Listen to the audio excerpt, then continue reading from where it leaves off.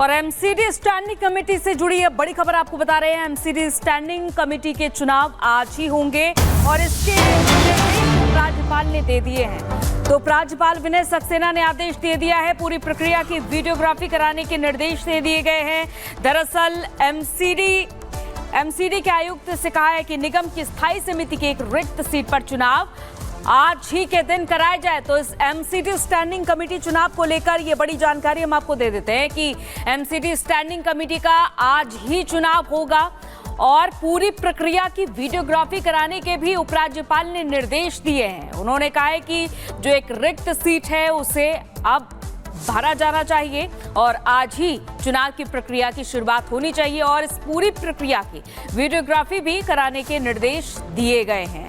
तो इससे पहले कल मीटिंग हुई थी स्थायी कमेटी के चुनाव को लेकर के और अब आज वोटिंग होनी है।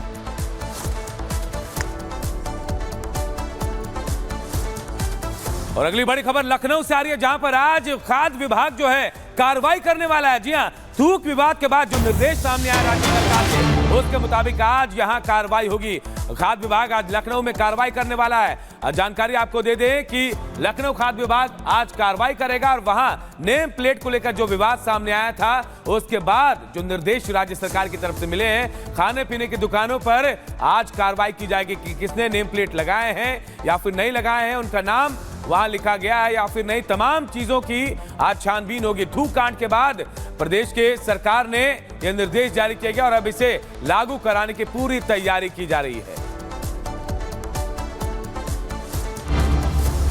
और इस बीच आपको ये बड़ी खबर आपको बता देते हैं कि दुकान पर नेम प्लेट का मामला, क्योंकि खाद्य सुरक्षा विभाग ने एडवाइजरी जारी की है।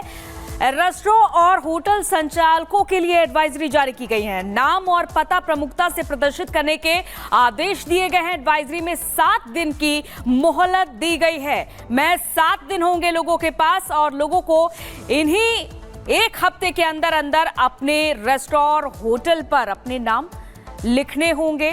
और ये देखा जा रहा है कि पूरे एक्शन मोड में है योगी सरकार।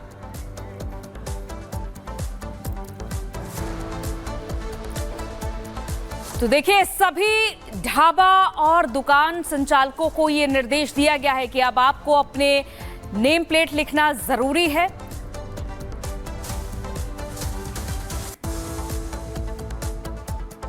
तो देखिए, लखनऊ में आज प्रशासन एक्शन मोड में नजर आएगा और वहीं अयोध्या में होटल ढाबा संचालकों के साथ साथ दुकानदारों को 7 दिन की मोहलत दी गई है। लेकिन रायबरेली में खाद्य सुरक्षा विभाग एक्शन मोड में है। रिपोर्ट देखिए।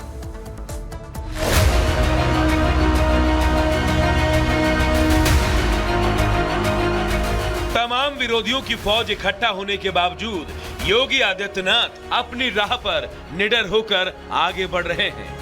योगी किसी से डरते नहीं, वो जानते हैं उन्हें कब क्या करना है और क्या बोलना है।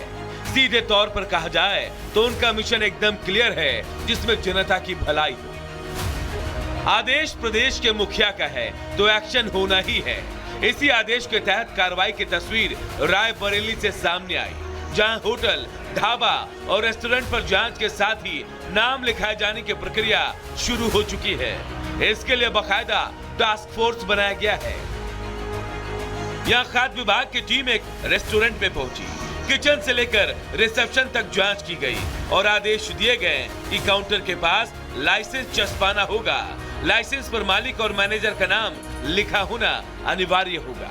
जो ऐसी चीजें थी, अवांछित चीजों की मिलावट कर दे रहे हैं लोग, या गलत जो है चीज़ें परोस रहे हैं ग्राहकों को, जो नहीं परोसनी चाहिए, तो उसके लिए निर्देश दिया गया कि सभी होटल ढाबों में उनका किचन देख लिया जाए, साफ सफाई तैयार रहे, लाइसेंस उनके सहज दृश्य स्थान पर चिपके हुए हों, ताकि आम ग्राहक जाकर देख सके कि ये लाइसेंसी प्रतिष्ठान है और वहाँ कुछ शुद्ध खाना मिलेगा। यानी सीएम योगी के आदेश के बाद मिलावटखोरों के खिलाफ शासन और प्रशासन फुल एक्शन मोड में है। त्योहारों को देखते हुए सभी रेस्टोरेंट में साफ सफाई और मिलावट के खिलाफ अभियान चलाए जाने के साथ ही सीसीटीवी कैमरे लगाने के निर्देश भी दिए गए। वर्तमान में जो शासन से आदेश प्राप्त हुए हैं उसके क्रम में जनपद में अभियान चलाकर इसमें प्रमुख रूप से जितने भी जगह हैं जहां पर खाने पीने की वस्तुएं दी जाती हैं या बेची जाती हैं उन सभी प्रतिष्ठानों पर CCTV कैमरे, सुरक्षा व्यवस्थाएं क्या व्यवस्था की गई है उसके संबंध में एक अभियान चलाने के लिए खाद्य सुरक्षा अधिकारी एवं उनकी पूरी टीम को निर्देशित किया गया है। आपको बता दें कि हाल ही में जिस तरह उत्तर प्रदेश के अलग अलग जिलों और जगहों पर थूक और पेशाब कांड के मामले सामने आए, उसके बाद सीएम योगी ने एक बार फिर से रेस्टोरेंट और ढाबों पर नेम प्लेट लगाने के निर्देश जारी किए हैं। हालांकि इस पूरे मामले पर प्रदेश में सियासत भी गर्म है। Bureau report, Republic Bharat. और अब बात उस युद्ध की जो महीनों से चल रहा है लेकिन खत्म होने का नाम नहीं ले रहा है। जी हां, बात कर रहे हैं इजराइल और हिजबुल्लाह के बीच जो जंग छिड़ी है, ये जंग अब भीषण रूप में आगे आ गया है और अब IDF ग्राउंड ऑपरेशन करने की तैयारी में। कहा जा रहा है कि एयर स्ट्राइक के बाद अब ग्राउंड ऑपरेशन तेज किया जाएगा और आखिरकार ये भी कहा जा रहा है कि हिजबुल्लाह ने मान लिया कि IDF के हमले में एयर यूनिट का कमांडर जो है वो ढेर हुआ था।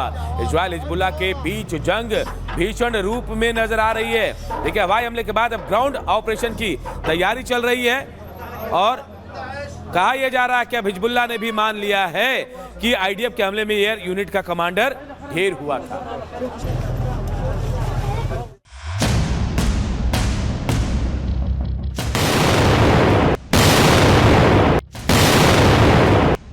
लेबनान में नेतन्याहू ने धमाकों की बरसात कर दी है। टारगेट हिजबुल्लाह है, लेकिन लेबनान में बारूद और लाशों के ढेर बिछ रहे हैं। पूरे लेबनान में हड़कंप मचा है और लोगों में दहशत का माहौल है।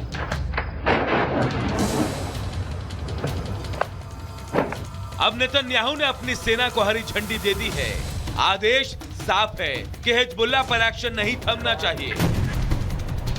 प्रधानमंत्री नेतन्याहू ने प्लान जियोन विंग को एक्टिव कर दिया है। मैं जो कुछ भी कर रहा हूं उसकी जानकारी नहीं दे सकता, लेकिन मैं आपको एक बात बता सकता हूं कि अपने निवासियों को सुरक्षित वापसी जरूर कराऊंगा। हम हिजबुल्लाह पर ऐसे प्रहार कर रहे हैं जिसकी उसने कल्पना भी नहीं की होगी। हम पूरी ताकत और तैयारी के साथ उस पर हमले कर रहे हैं। मैं आपसे एक बात का वादा करता हूं, हम तब तक आराम नहीं करेंगे जब तक उत्तरी हिस्से में हमारे लोग फंसे हैं। यानी अब इजरायली सेना धुआंधार बारूद वर्षा करने वाली है।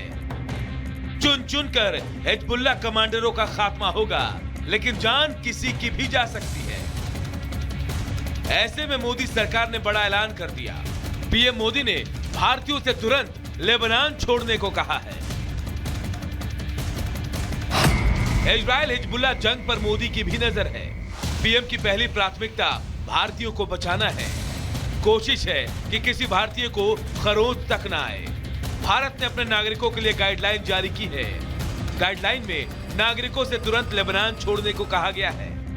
लेबनान में करीब 4000 भारतीय रहते हैं। इनमें से ज्यादातर वहां की कंपनियों में काम करते हैं।